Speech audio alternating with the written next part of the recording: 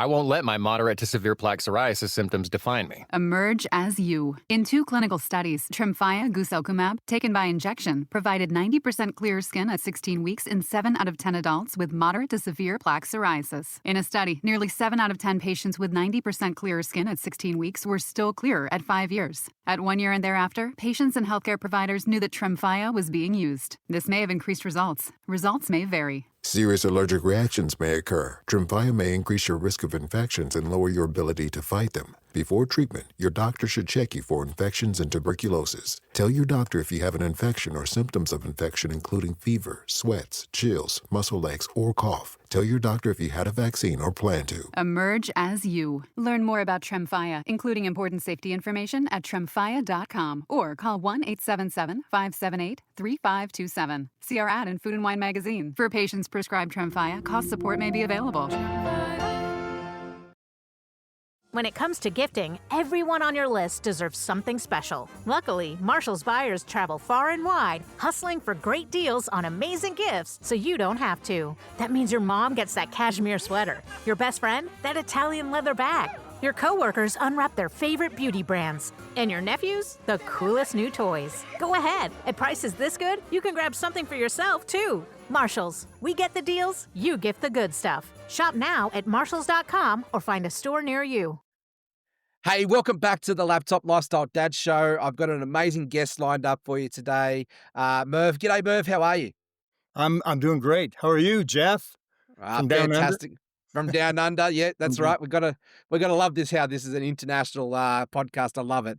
So, guys, if you're just tuning in for the first time, this podcast is called the Laptop Lifestyle Dad Show. This is the Hero Maker season. I'm out here interviewing amazing people like Merv, learning all about what it takes to become a leader who creates other leaders. It's a different conversation when you focus on it from this perspective. You know, we all go into leadership and thinking, I'm going to be the leader. But what I found in that space is what that culture creates is almost that rock star celebrity sort of culture. When you focus on being a leader who creates other leaders, it's all about otherness rather than egocentric. And so I'm here today interviewing amazing guests like Merv, unpacking what it takes to be a hero maker. So welcome to the show. We're about to get kicked off here with an amazing episode with Merv. But I'd love for you to go and subscribe if you haven't already, where you can find us on Apple, Spotify, and YouTube. And thanks to our amazing partnership with the Los Angeles Tribune, this podcast can be found on the LATPN network as well.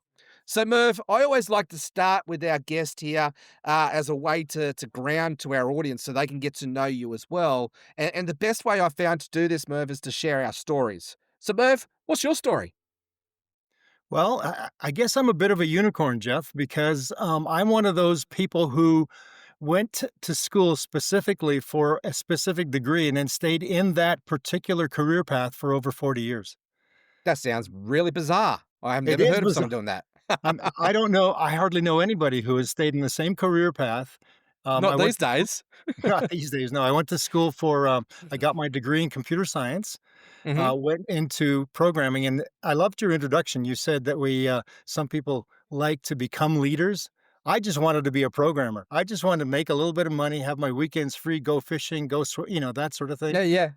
But as I started to get into the system development environment and started working with teams, my career really sprouted. I ended up doing major projects for major organizations in 2 Canadian provinces and 20 U.S. states. So Wow. you can imagine the airline. I've got over 4 million miles on airlines. Now, what's that got to do with leadership? Well, I did start off becoming that programmer, or what we call a developer today, and got promoted into team leadership, then into assistant project management, then into project management, then into project directorship, eventually becoming a vice president. And each of those steps required me to hone my leadership skills. So was that leadership track, like you've climbed the corporate ladder essentially, was that very intentional, or you just found yourself being promoted because you were just so good at your role? No, the company that I worked for at that time, I spent 14 years with one company. That's also a bit of a unicorn Mm, moment. But that company very specifically kept us in every career path for at least 2 years yeah. and groomed us for the next path. It wasn't like we would jump just because we were marvelous. We had to Yeah. be grounded in what we knew. I love that approach. I think that's something we've lost in today's society. You know, in our what I call our microwave society, everybody wants to be microwaved really quickly and instant gratification. And I've had to learn in my own journey as well, and other masters in their game that I talk to. We sometimes we need to slow this down and we need to learn how to do our apprenticeship, right? Absolutely, and I'll tell you where that really helped me a lot. I didn't realize it back then because obviously I was one of those that when I got hold of that bit, I wanted it. Yeah. Where it really helped me was as I became a project manager and had teams of 30, 40, 50, 70 people, no one could fool me as to what they were doing because I understood every step of the Yeah. way. There you go. I love that. I teach a lot of entrepreneurs, to outsource, to delegate, but to learn how to do the fundamentals first. So when you are outsourcing or delegating, that you're not having the wool pulled over your eyes. That Oh, absolutely. you're not having someone leading you down the garden path because you know better. You've got a sort of a base understanding, right? So I love that you hit that point. And Merv, I want to say thank you as well for showing up today because you're not feeling that well. But leaders show up when they, even though when you're not feeling well, there's something that talks about a leadership gifting in itself there. So thank you very much for still saying yes to showing up and committing to this call. I really appreciate you. You're welcome, Jeff. I accidentally picked up a cold when I was in the tropics on vacation, and the worst thing in the world is a summer cold, and I brought that home with me. But I'm here. Uh, I'm yeah, enjoying this. I'm enjoying I this. One. I must admit I was a little bit sick last week myself. I think I might have got a touch of COVID. I actually don't know. The whole house got sick. But anyway, um, we're actually on a big vacation in about a week's time as we're recording this episode, and so we're coming up to a bucket list adventure. My wife and I are set up to do this road trip from LA to Miami.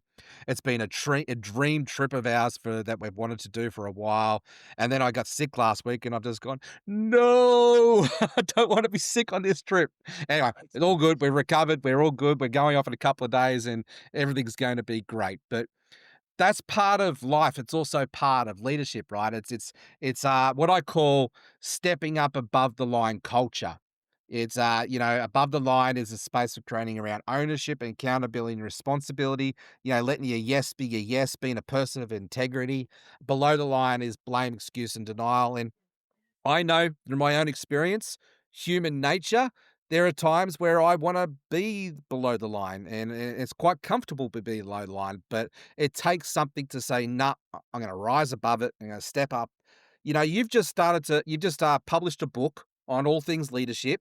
Yep. And so, some of these principles I'm talking through, I'm sure you cover them in your book, right? Can you give us some sort of insight and wisdom to how you play above the line? Well, I think let me go back to my story. Maybe that'll help also to set the context, because one of the things, and you also have an IT background, don't you? I wouldn't necessarily call it programming like yours, but I could definitely build out funnels and websites and do all that Yeah. sort of thing. Yes. So one of the things that we were taught, and I'm talking back in the 1980s and 90s, so that goes back a ways, but we're taught on time, within budget, at all cost. And so a lot of that meant you were managing people to make sure you delivered the product to your client on time, within budget, at all costs. And the all costs often meant at the cost of people.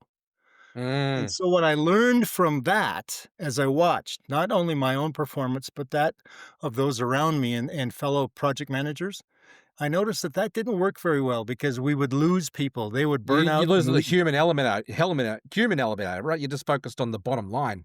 exactly. And so Mm. having learned that, and it took me a while, it took me a few years, but that's where the whole and let me hold up my book, There Lead you go. Smarter, Lead smarter, not harder. Lead Smarter, Not Harder. The idea being is that I looked at essential skills of leadership, not the process skills of management. Big The difference. below the below the line was to me what you described as below the line. To me, that was the process part of the management. Come heck or high water, make sure it happens, right? Yeah. But I found I could get more out of people by treating them as people and working above that line, being a leader rather than their manager. Right. So I've gone through management school and all that sort of thing, and I know in my toxic traits I can micromanage. I know I'm guilty of that, and I'm aware of that. So I've evolved and I've done a lot of work on that space, and part of that journey for me was learning how I was wired. So doing things like the Enneagram profile, the Myers-Briggs types profile, figuring out what my strengths are, but also figuring out what my toxic traits are and all of that sort of thing. So this is what you're talking about, right? It's talking about the human equation of this whole conversation. And essentially, for me, the way I like to sum it up is I learned to love myself so I can learn to love something bigger than myself, so I can learn to love others and operate out of this energy of love versus fear. And I think this is a really important conversation that needs to be had, especially in this leadership circle. So, what are some of your insights that you can add to that conversation? Well, just kind of jumping off what you just said, in fact, in the book, after I kind of describe what I mean by leadership, Mm. and and by the way, I throw in a chapter there on common sense because there's so much non-common I sense. know, right? That's a funny paradoxical thing. I prefer to have uncommon common sense, meaning it's rare, uncommon. Yeah. Um, but immediately go into, and again, jumping off your last point, immediately going into what is called emotional intelligence. Mm. Well, and that really has two parts. One is know thyself. And once you know thyself, then you can relate to or externalize to other people and bring them into that equation so that you can Right. understand their motivation. Mm. Yeah, some powerful conversations there, and I know that there's some sort of really awesome stuff that happens with your belief and your posture and your confidence when you know yourself and you can operate out of your genius zone space and your heart space. Um, these are skills that I believe that should be taught at school, but probably Yeah. aren't. Yeah, And, absolutely. so I know as a father, 3 young boys, 13, 12, and 9, these are some of the things that we're already starting to work on as a family. And straight away, by them learning how they're wired, their strengths, knowing themselves and self-evaluated self-wisdom space, I can already see their leadership gifting being activated right away. And you can see them performing better in school and their circle of friends. And, my oldest son, Harrison, he's got designs of being a rock star, like all of us do at that age. But I can actually see him facilitating that dream and actually seeing him actually becoming a rock star and doing all that just because of these soft skills, these emotional intelligence skills that he's learning to master the craft of communication. Yeah. And I put up a post on Facebook the other day, and I'm going somewhere with this, so bear with me. I put up a post on Facebook the other day. A lot of entrepreneurs, they want to learn how to do the marketing. They want to learn how to do the social media. They want to make sure their website's right. They want to make sure the mechanics right. But I've come to learn in my 18 years of doing this, the fundamental essential skill that we need to master is our communication. And that starts with that mindset and posture and belief and all of that. Essentially, how can you lead anybody if you can't lead yourself conversation? So do you have some tips for our audience here to be able to help them to unpack this and learn how to become better effective communicators from a space from a position of leadership? Well, that's I'm laughing now because the next chapter in my book after emotional intelligence is communication. Oh, And I love it. And guys, I and haven't read this book yet, by the way. and I split it into written and, I split and in personal communication, including public speaking. Well, there But you go. It's already what a great book. I already know it's a great book. and that's only halfway through. I think what I found with communication, again, going back to emotional intelligence, the empathy that has to come through, the Mm. understanding where the person is coming from, and what I also understood from learned this the hard way, by the way, is I messaging versus you messaging. If Ooh, I say you powerful. did this wrong versus this is how I felt about your activity or your action, there's a Mm, whole different messaging. One is a mm, blame game. One is a I'm here to help you game. So Service. I've been of service, not control. Yeah. correct. Yeah. So to me, iMessaging and that by the way, that comes through in your written skills as well, in your written Of course it memos does. or Of course yeah, it does. all of that stuff. So Mm, I was that's powerful. I was at a conference on Saturday and one of the people said, take a transcript of say, a speech that you've given or a presentation you've given, and then just have word go through and count the number of I's and count the number of U's, me's or ours, that sort of thing. And if you are more than if you are less than 2 to 1 U ratio to I ratio, you're too much in I focus, right? You have to be able to talk to people. You have to be able to relate to them as opposed to just talking about yourself. So one, That's a really good tip. I'm actually gonna have to go try that myself. That's a good record of account keeping in that space and inspect what you expect, but yeah, catching yourself on that. I love that. yeah. Little Mm, different than the I message versus you message. You did this to me versus I mm. felt this way. But in terms of, again, when you're publicly speaking, you want to be able to make that message go to you as opposed to just focusing on I. So yeah, it's great, great, great tips. That's brilliant. So I've been a student of leadership in myself in my 20 years and still very much just a student, really, at the end of the day. But I've consumed a lot of material, a lot of content on this space, and I've applied a lot of the lessons that I've learnt along the way. One of the things that has been really valuable for me and something I find myself falling back on teaching other people as a mentor all the time is basically doing their internal health check. Right. So if we want our external world to be successful, right, looking the part, then most of the time it's not external pressures that are our problem. It's always internal. And this is going that know yourself going inwards. So, the internal health check is to get the flywheel of the inner gear working so the outer gears can work a little bit more fluid. Yeah. So, internal health, right? Emotional, spiritual, financial, physical, and relational in those areas of health.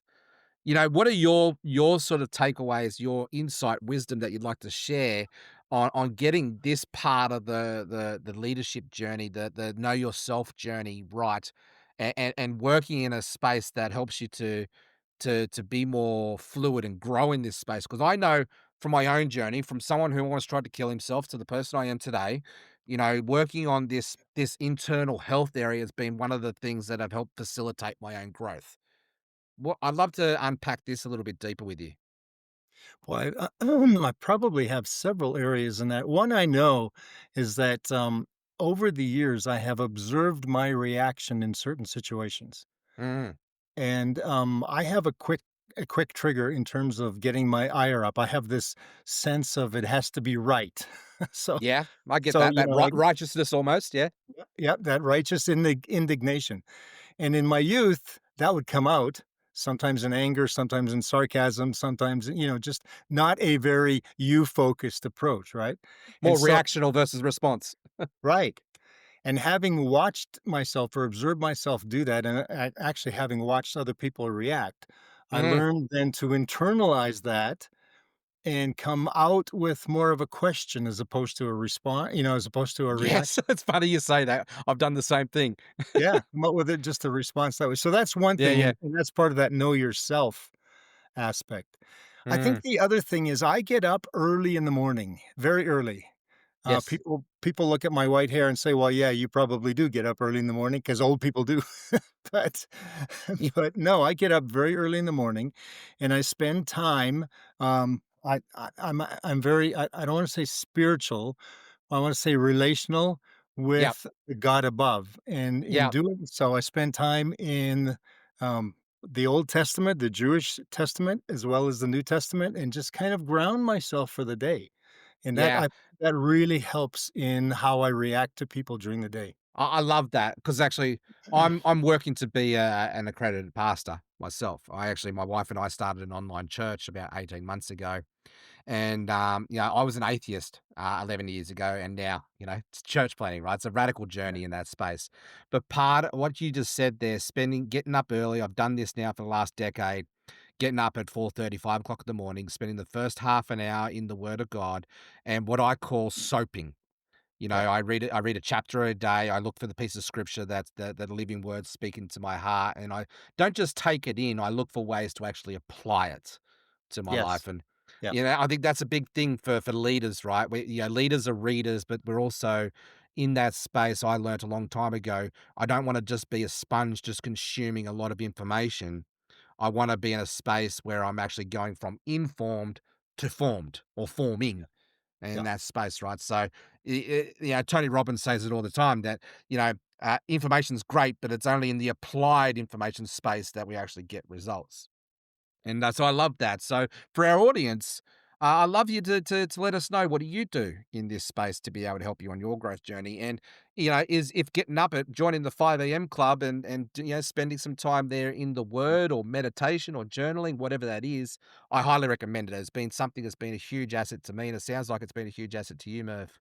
Yeah, I one of the things I do is I follow various reading plans that Mm. take me through the entire Bible every year. So every year for the Yeah, last the several years, Bible app, Bible app. That's a really good one. yeah, it's called YouVersion, I think. Yeah, that's the one. That's the one I Yeah, use. Yes, EU version. yeah. So Brilliant tool.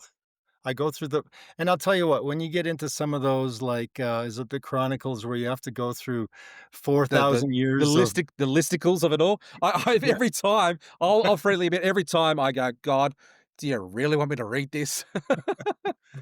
But, I listened to a gentleman a little while ago, and the reason it's there is now they're finding archaeological digs, finding those Right? exact names and relationships. So it's like it's a Fascinating. proof of the Yeah. truth of what we're reading. So yeah, I spend time in that. I spend time thinking through what I just read.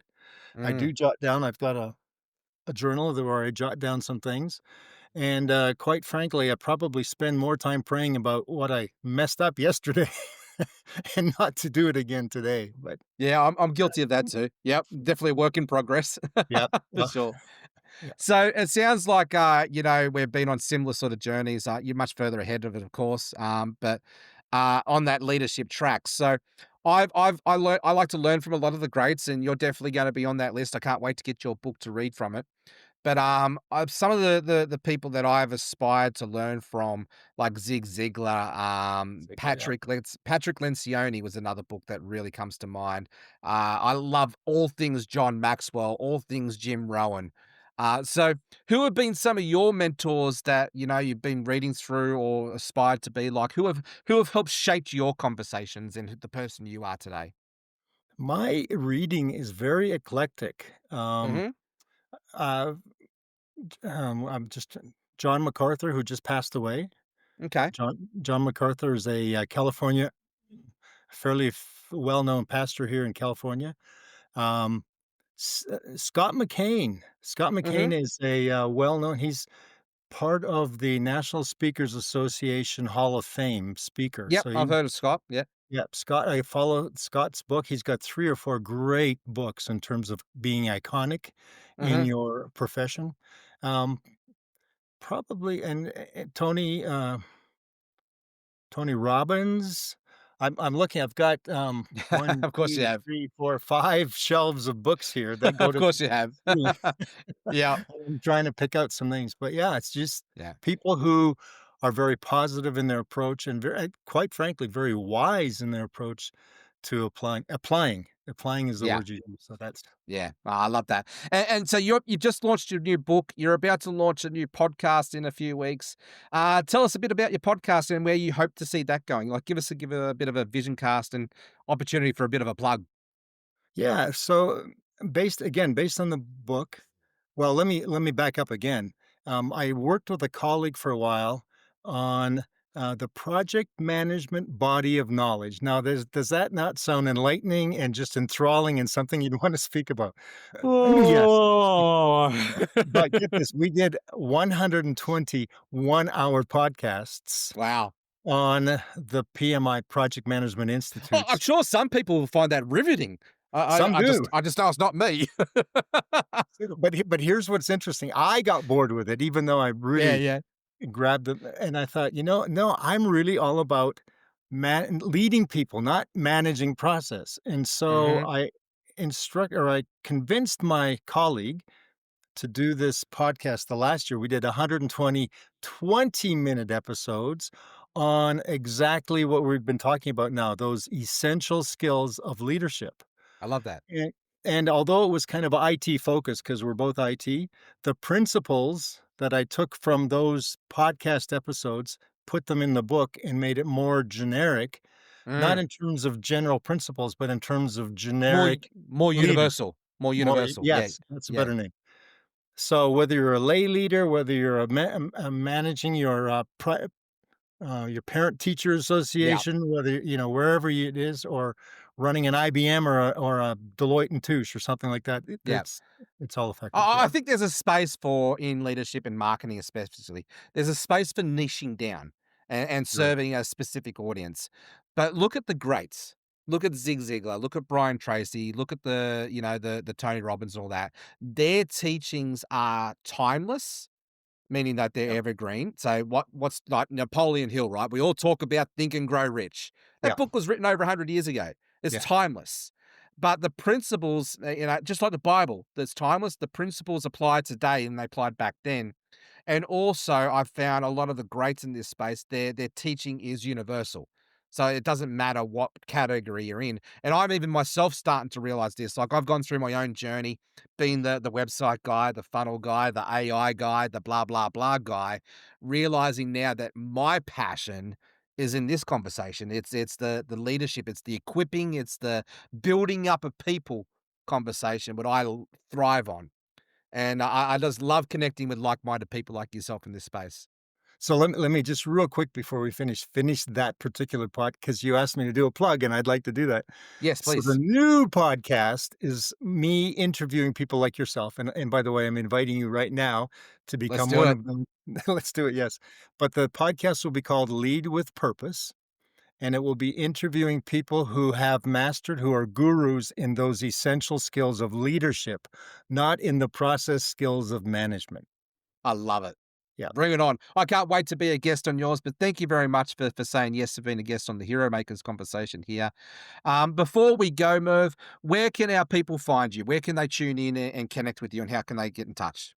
My website is peoplefirstprojectmanagement.com. And I know it's related to project management, but as you said, the principles are timeless.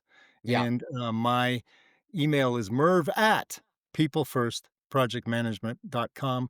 Or if you really want the short version, it's mjersak@gmail.com.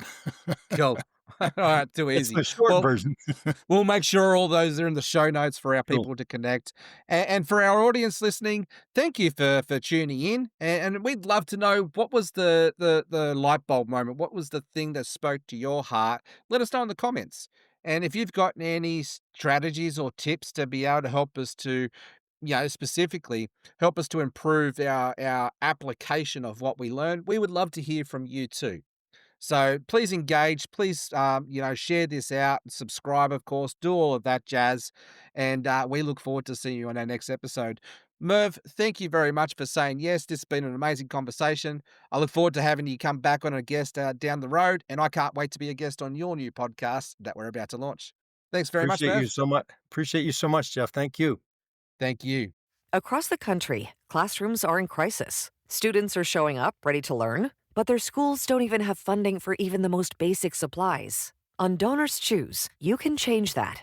Donate now at donorschoose.org/local. I won't let my moderate to severe plaque psoriasis symptoms define me. Emerge as you. In 2 clinical studies, Tremfya guselkumab, taken by injection, provided 90% clearer skin at 16 weeks in 7 out of 10 adults with moderate to severe plaque psoriasis. In a study, nearly 7 out of 10 patients with 90% clearer skin at 16 weeks were still clearer at 5 years. At 1 year and thereafter, patients and healthcare providers knew that Tremfya was being used. This may have increased results. Results may vary. Serious allergic reactions may occur. Tremfya may increase your risk of infections and lower your ability to fight them. Before treatment, your doctor should check you for infections and tuberculosis. Tell your doctor if you have an infection or symptoms of infection, including fever, sweats, chills, muscle aches, or cough. Tell your doctor if you had a vaccine or plan to. Emerge as you. Learn more about Tremfya, including important safety information at tremfya.com or call 1-877-578-3527. See our ad in Food & Wine magazine. For patients prescribed Tremfya, cost support may be available.